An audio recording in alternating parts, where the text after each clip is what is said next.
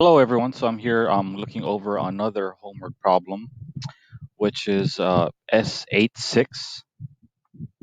The learning objective of this problem is 8.5, explaining and journalizing credit card sales. So restaurants do a large amount of volume of business by debit and credit cards. Suppose Summer Sand and Castles Resort Restaurant had these transactions on January 28th, 2018. So if we look at the transactions, we have credit card sales of 10,800 and debit card sales of $10,000. If you look at the requirements, what you want to do is for requirement one, suppose Summer Sand and Castle Resorts processor charges a 2% fee and deposits sales net of the fee. Journalize the sales transactions for the restaurant.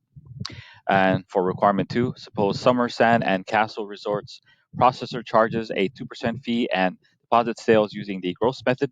Journalize the sales transactions for the restaurant. So I'll take a look at requirement one, right? Oops. Let me start that off from the beginning. Oh, the work from the beginning.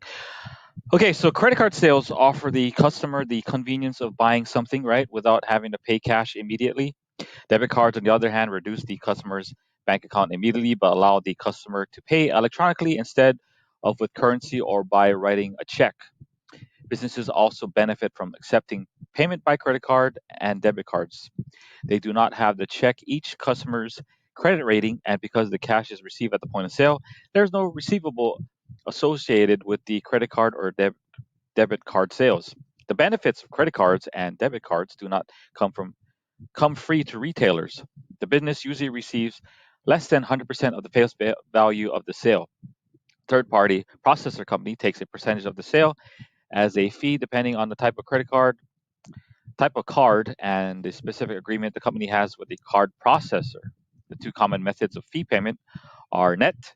First of all, net, right? The net method, which is the total sale less the fee assessed equals the net amount of cash deposited by the processor. And you have the gross method, which is the total sale is deposited daily. The fees for all transactions processed for the month are deducted from the business bank account, often on the last day of the month. So requirement one, as I mentioned, you got 2% fees and all of that, right? If I look at the requirements, um, if we look at the processor charge for, sorry, this is the wrong business name, but it should be Summer Sand and Castle Resort. It's 2%. We had credit card sales of 10,800. You see here, um, we have a 2% processor charge, as I mentioned, right, for the credit card sales. If you look here, we'll take the sales revenue of 10,800, multiply 2%. That should give me $216. I then take the 10,800, subtract 216, and I get a total cash of 10,584. Now we take this, right, journalize the express credit card sales. And when I record the entry for the credit card sales, the credit card expense is also recorded. We use the amounts calculated in the previous steps I did here to journalize the entry. So if I go here, I'm paying 10,584 as you saw there. It's a debit of 10,584. The credit card expense, as I mentioned, is 216.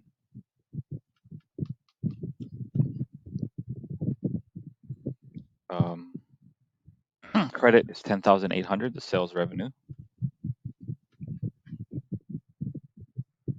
And the explanation for this journal entry is recorded credit card sales net of fee, since this is the net method.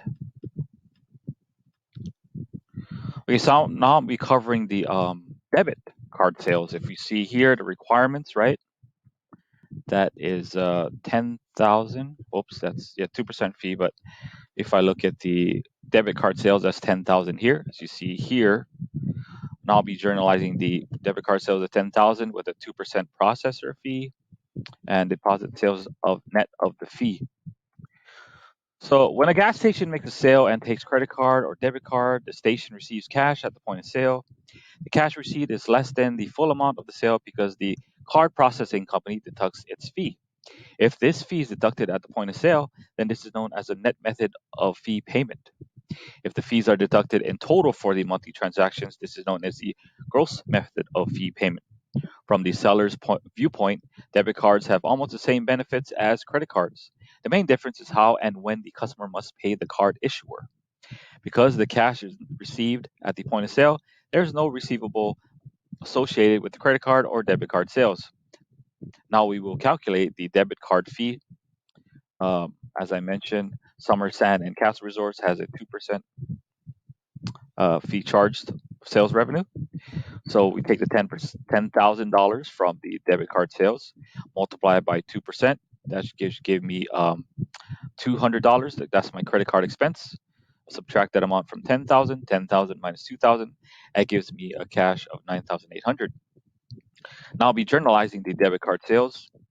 Following what I record the entry for credit card or debit card sales, the credit card expense is recorded at the same time. Use the amounts you calculated in the previous step and journalize the entry. So I go back here. It should be a debit in cash, 9,800 as we just calculated. Um, Debit credit card expense 200, debit credit sales revenue,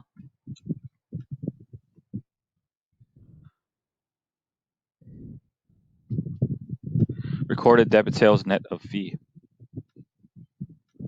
All right, that's that. Remember, okay, so that should be that journal entry.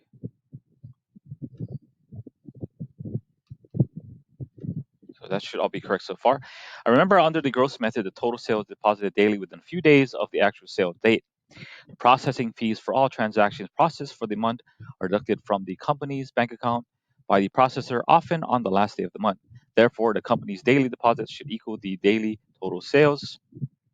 I'll be looking at requirement 2 now. Suppose Summer Sand and Castle Resorts processor charges 2% fee and deposit sales using the growth method.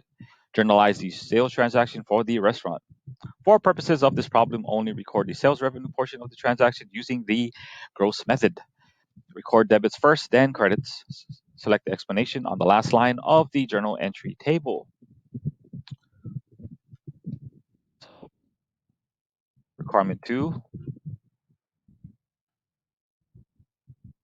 go here. Using the growth method when you record the journal entry. Remember, the difference between the net and gross method is that under the gross method, the company's daily deposit should equal the daily total sales. So the sales in this case for the credit card, right? If you look here, 10,800, and debit card is 10,000. So I'll make a journal entry for the credit card sales first.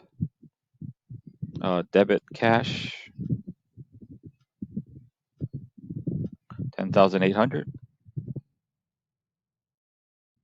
Credit sales revenue, 10,800. And then my explanation for this journal entry is recorded credit card sales. I'll be doing the gross method for debit card sales. I'll just take these total sales amount, which is 10,000, right? Debit card sales, cash, debit 10,000, credit sales revenue 10,000, and the explanation recorded debit card sales.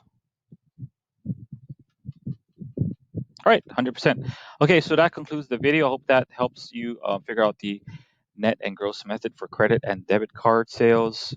Let me know if you have any questions. Look forward to seeing all of you in class soon, and thank you for watching.